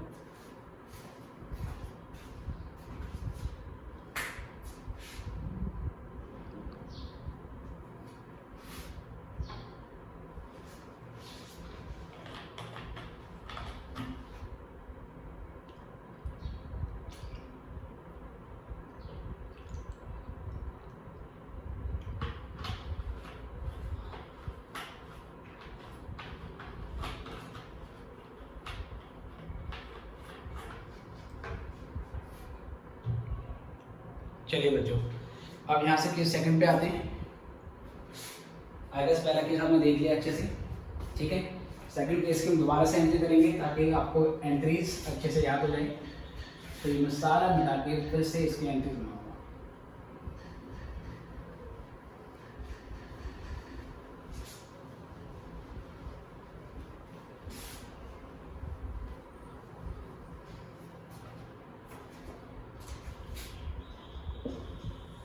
चलिए सर, सेकंड केस में क्या बोलता है बेटा? देखिए, सेकंड वाले केस में कहता है इफ 3000 इक्विटी शेयर्स ऑफ एपिस्टैनिश are issued at par for redemption, हमने इसमें 3000 इक्विटी शेयर इशू करें 10 ईच के। पहले एंट्री सर कैश अरेंज करना है, कैश अरेंज करने के लिए पहले बेचेंगे असेट, तो उसकी एंट्री सेम होगी। तो bank account debit 28,000 to investment account बेटा 30,000, और फिर यहाँ पर लॉस हुआ था आपका, तो यहाँ स्टेटमेंट ऑफ प्रॉफिट लॉस, या सीधे प्रॉफिट लॉस लिख लो। Statement of profit and loss debit sir 2,000 रुपये का लॉस हो गया, ये पहली एंट्री होगी। उसके बाद सर क्या करा इसने, कैश अरेंज करने के लिए एक काम और किया, इक्विटी इशू करी। अब इक्विटी अब की बार 3000 शेयर इशू करें 10 ईच पे, तो दूसरी एंट्री होगी bank account debit to equity share application account 3000 into 10 30,000। तीसरी एंट्री में इस एप्लीकेशन को क्या करेंगे बेटे, ट्रांसफर करेंगे। तो equity share application account debit to equity share capital account 30,000 sir, ये हो गया। ठीक है बेटा, कैश अरेंज करने के बाद अब करेंगे ड्यू करेंगे, तो ड्यू करने की एंट्री होगी, ठीक है, असेट बेची है और इक्विटी इशू करेंगे। अब ड्यू करने की एंट्री होगी प्रेफरेंस शेयर्स को, तो 6% preference share capital account debit that is 50,000, premium on redemption of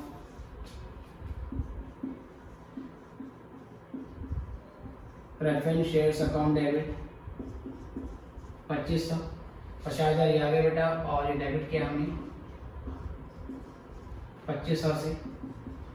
उसके बाद to preference share holders account 52,500। फिर बेटा इसकी पेमेंट कर दो, तो पेमेंट करने की एंट्री होगी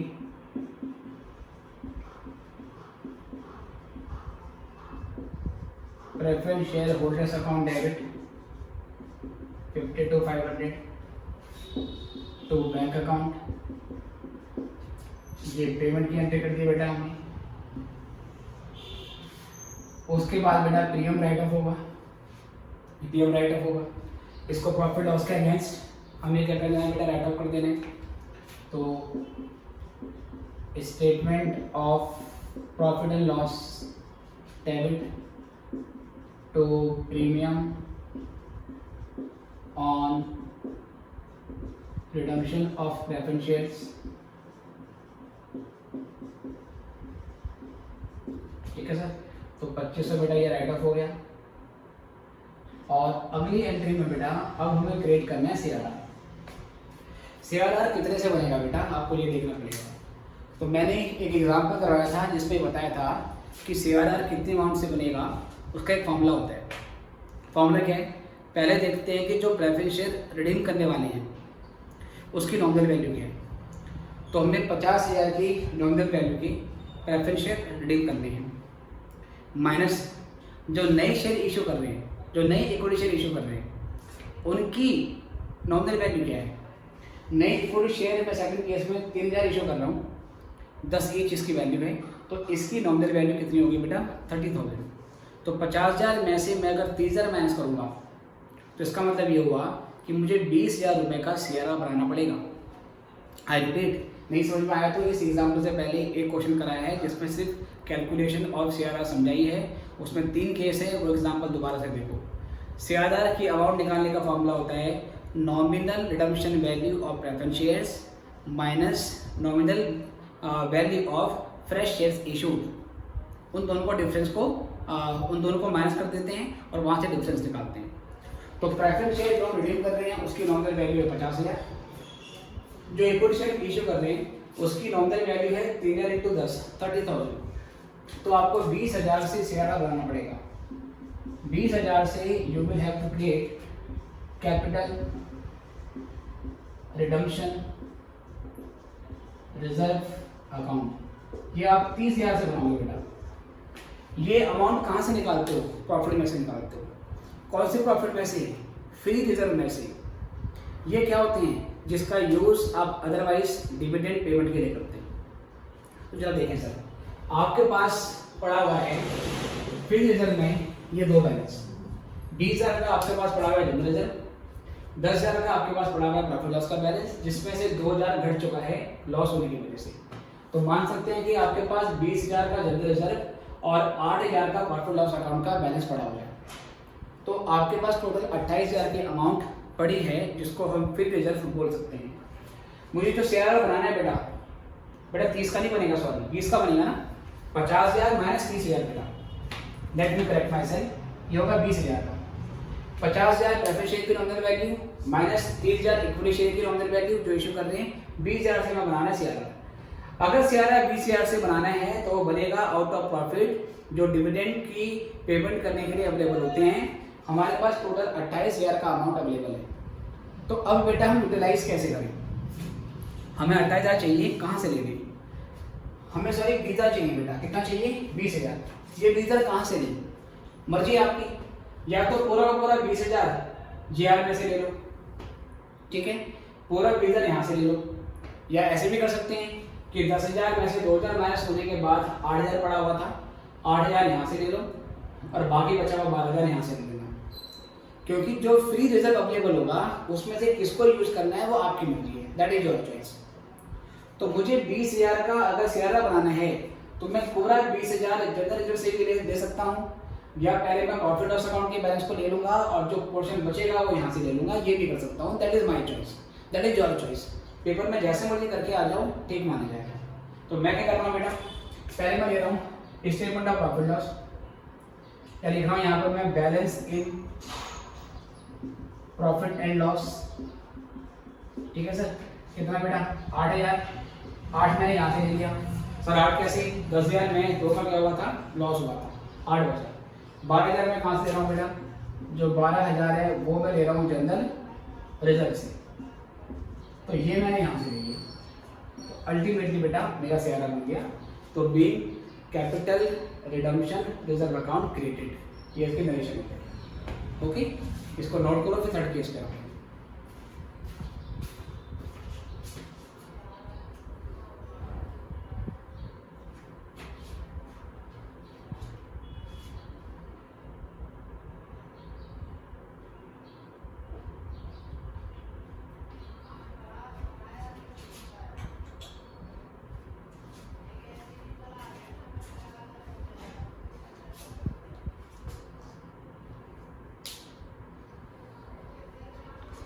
चलिए बच्चों, आई गेस ये भी आपने कर लिया है। अब यहाँ से हम थर्ड केस पे आइए।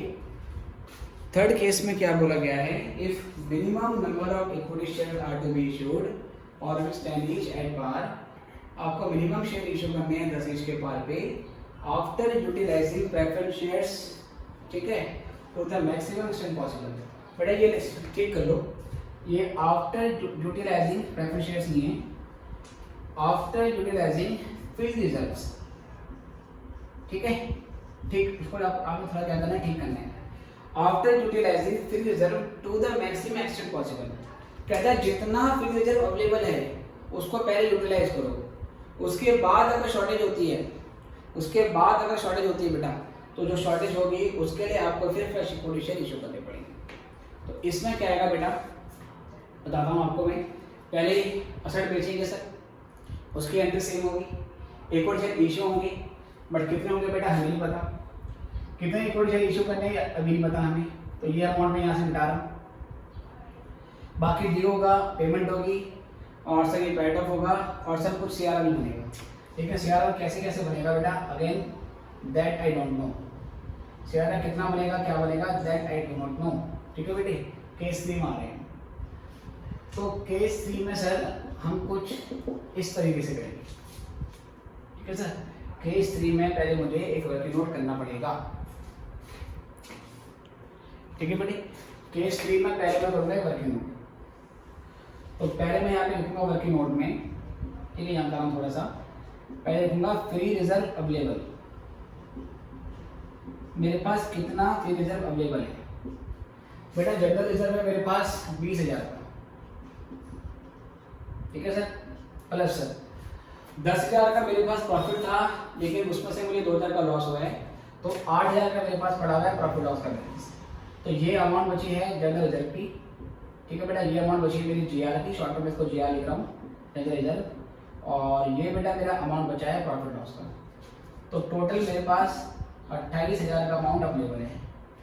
इसमें से बेटा लेस करूँगा, मुझे 2,000 रुपये का प्रॉफिट और चाहिए, सॉरी 2,500 का प्रॉफिट और चाहिए बेटा, किस लिए? प्रीमियम ऑन रिडम्पशन को राइट ऑफ करने के लिए। तो प्रीमियम ऑन रिडम्पशन ये हो गया बेटा हमारे पास 2,500। 2800 में से 2,500 लेस करने के बाद बेटा 28 और 26 25,500, 25,500 की अमाउंट मेरे पास अवेलेबल है, 25,500 की अमाउंट मेरे पास अवेलेबल है, ठीक है बेटे, ओके बेटे। ये जो 25,500 की अमाउंट मेरे पास अवेलेबल है, आई वाज मेकिंग श्योर कि ये कैमरे में ये वाला पोर्शन विजिबल है या नहीं, तो मैंने चेक कर लिया विजिबल है। 25,500 की अमाउंट मेरे पास फ्री रिजर्व की अवेलेबल होगी, ठीक है। क्वेश्चन कह रहे हैं जितना हो सके उतना फ्री रिजर्व यूटिलाइज कर लो, तो क्योंकि हमारे पास 25,500 का फ्री रिजर्व अवेलेबल है ना, तो हम लिखेंगे amount available for CRR. CRR बनाने के लिए 25,500 की अमाउंट हमारे पास अवेलेबल है। तो अब बताओ फ्रेश इक्विटी शेयर कितने के इशू करने पड़ेंगे? 50,000 की नॉमिनल वैल्यू है प्रेफरेंस शेयर्स की, जिसको हम रिडीम कर सकते हैं या तो ऑनरी इक्विटी से, या जिसको हम रिडीम कर सकते हैं बाय ओनली प्रॉफिट से, अगर प्रॉफिट सफिशिएंट हो तो, अदरवाइज हम दोनों का कॉम्बिनेशन भी बना सकते हैं। तो 50,000 की प्रेफरेंस शेयर्स की नॉमिनल वैल्यू के लिए अगर 25,500 का सीआरआर पड़ा हुआ है, तो बाकी का जो बैलेंस बचा उस बैलेंस वैल्यू से मुझे इक्विटी इशू करनी पड़ेगी। तो क्या बैलेंस बचेगा बेटा? अगर मैं 25,500 में से 25,500 को 50,000 की नॉमिनल वैल्यू से माइनस करता हूँ, तो मेरे पास 24,500 रुपये की अमाउंट आती है।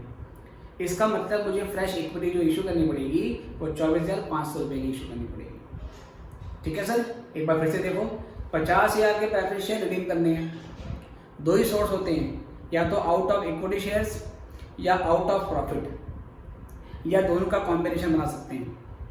50,000 की नॉमिनल वैल्यू को रिडीम करने के लिए हमारे पास प्रॉफिट केवल 25,500 का ही अवेलेबल है, तो बाकी का जो शॉर्ट अमाउंट है 24,500 रुपये का, वो हमें फ्रेश इक्विटी से इशू करना पड़ेगा, ठीक है। तो वर्किंग नोट 1 यहाँ पे मैं लिख देता हूँ बेटा, और यहाँ पे करता हूँ वर्किंग नोट 2। तो यहाँ पे लिखूंगा मैं nominal redemption value of preference shares, जो प्रेफरेंस शेयर्स हैं उसकी नॉमिनल वैल्यू कितनी है? तो बेटा नॉमिनल वैल्यू है उनकी 50,000 लेस, इसमें से कितने का सीआरआर आप क्रिएट करोगे? 25,500 का, है ना सर। तो बोल सकते हैं यहाँ से अमाउंट रेज्ड फ्रॉम इक्विटी, आपको इक्विटी के थ्रू कितनी अमाउंट रेज करनी पड़ेगी बेटे? 24,500 की। अगर आपको 24,500 की अमाउंट रेज करनी है और एक इक्विटी शेयर 10 रुपये का है, तो कितने इक्विटी शेयर इशू करने पड़ेंगे? 24,500 को अगर आप 10 से डिवाइड करोगे तो 2,450 इक्विटी शेयर आपको इशू करने पड़ेंगे। तो एंट्री क्या बनेगी? पहले एंट्री सेम, यहाँ पर जब इक्विटी इशू करोगे तो 2,450 इंटू 10, यहाँ पर 24,500 का अमाउंट आप इक्विटी से रेज करोगे। एप्लीकेशन रिसीव हुई, फिर एप्लीकेशन को एक्सेप्ट करोगे बेटे, ठीक है बेटे। ड्यू हुआ, पेमेंट हुआ या राइट ऑफ हुआ। सीआरआर आपका बनेगा 25,500 का सर, टोटल सीआरआर 25,500 का बनेगा। कितना कितना लोगे? प्रॉफिट में से बैलेंस अमाउंट निकालो पहले, या देखो balance sheet, profit and loss account. कितना बेटा बैलेंस है? 10,000 में से 2,000 माइनस हुआ 8,000, और 8,000 में से बेटा 2,500 का ये भी माइनस हुआ, तो 8 2 6 5,500, 5,500 आप लोगे यहाँ से, और जो जनरल रिजर्व है बेटे वहाँ से लोगे आप पूरा 20,000। तो अल्टीमेटली आपने पूरा प्रॉफिट यूटिलाइज कर लिया। अब आपके पास प्रॉफिट पूरे खत्म हो चुके हैं, बैलेंस शीट अगर बनाने को बोलता तो बैलेंस शीट में रिजर्व का बैलेंस, प्रॉफिट का बैलेंस बिल्कुल नहीं दिखाते, तो ऐसे करना पड़ेगा। ठीक है, आई गेस इक्विटी कैसे इश्यू करिए ये आपकी समझ में आ गई। इसको नोट करें और 2-3 क्वेश्चन और देखते हैं।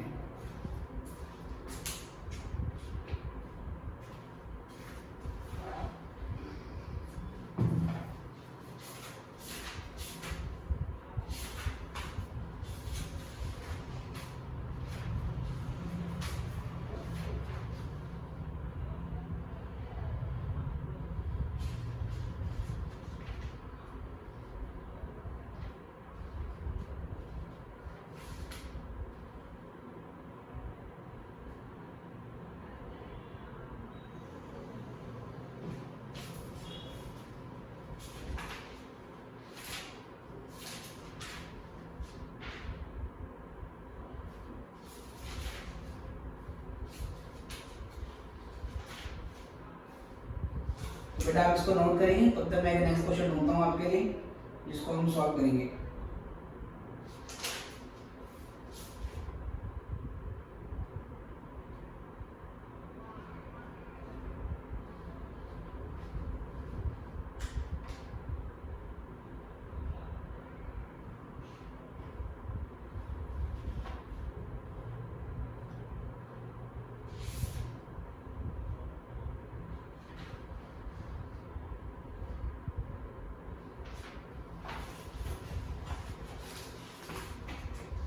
ओके बच्चों, आई गेस आपने कर लिया है, तो यहाँ से हम नेक्स्ट क्वेश्चन पे आएंगे।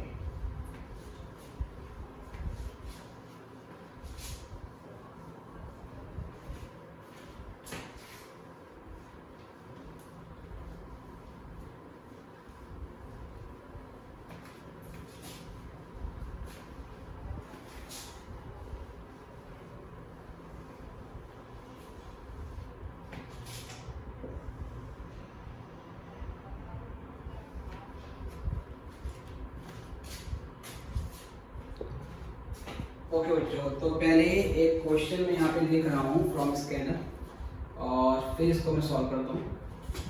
तो क्वेश्चन कुछ ऐसा है, क्वेश्चन में कह रहा है कि आपको बैलेंस शीट के बारे में कुछ इन्फॉर्मेशन दे रखी है किसी कंपनी की ऑन, ठीक है, 8/4/2016 सपोज, ये आपको दिया हुआ है ऐसे। कहता है redeemable preference shares of ₹10 each, ये आपका 2 लाख रुपए का है, less calls in area on 500 shares at ₹4 पर शेयर।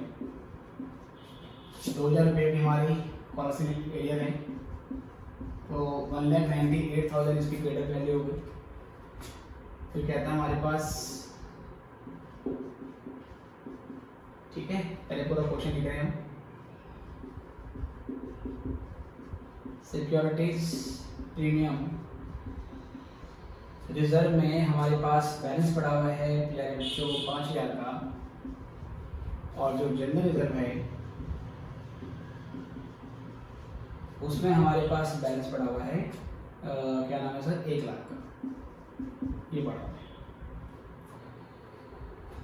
फिर आगे क्वेश्चन में कहता है preference shares are due for redemption at premium of 10%। ठीक है, आगे क्वेश्चन में कहता है 50% of general reserve is to be utilized for redemption of preference shares, ठीक है। और आगे क्वेश्चन में कहते हैं 14,1,500 equity shares of rupees 10 each were issued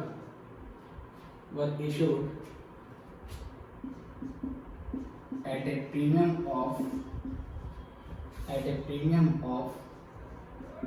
20%। ठीक है, आगे क्वेश्चन में कहता है it was also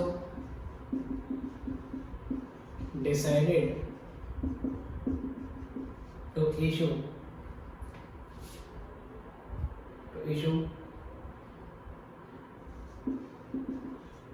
equity shares at rupees 10 each as bonus to shareholders। कह रहा हमने क्या करना है सर, जो बोनस शेयर है वो भी हमने इशू करनी है, bonus to share holders. Okay, कहता शो जनरेट दिस। तो पहले आप ये पूरा क्वेश्चन नोट करें, इसको अच्छे से पढ़ें, अच्छे से समझें और एक अपने दिमाग में एक इसका बेसिकली इमेज बना दो कि क्वेश्चन में कैसे कैसे काम करने वाले हैं। नोट कीजिए, फिर मैं सॉल्व कराता हूँ।